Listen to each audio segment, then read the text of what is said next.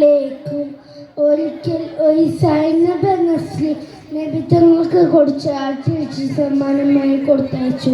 നബിത്തങ്ങളും സ്വഹാബാക്കളും അത് സന്തോഷത്തോടെ ഭക്ഷിക്കാൻ ആരംഭിച്ചു.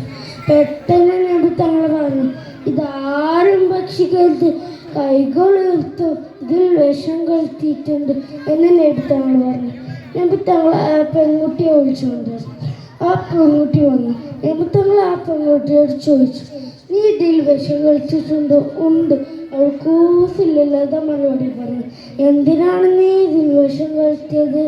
താങ്കൾ ഒരു യഥാർത്ഥ പ്രവാചകനാണെങ്കിൽ ഞാൻ ഇതിൽ വിഷം കളിച്ച് അറിയാൻ പറ്റും. അത് പരീക്ഷിക്കാൻ വേണ്ടിയാണ് ഞാൻ ഇതിൽ വിഷം കളിച്ചത്.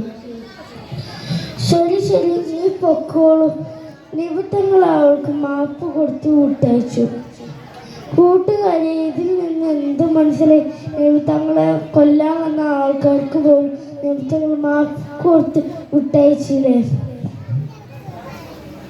നബിത്തങ്ങളുടെ സ്നേഹവും കരുണയും നമുക്കും അല്ലാഹു തൗഫീഖ് ചെയ്യട്ടെ. ആമീൻ.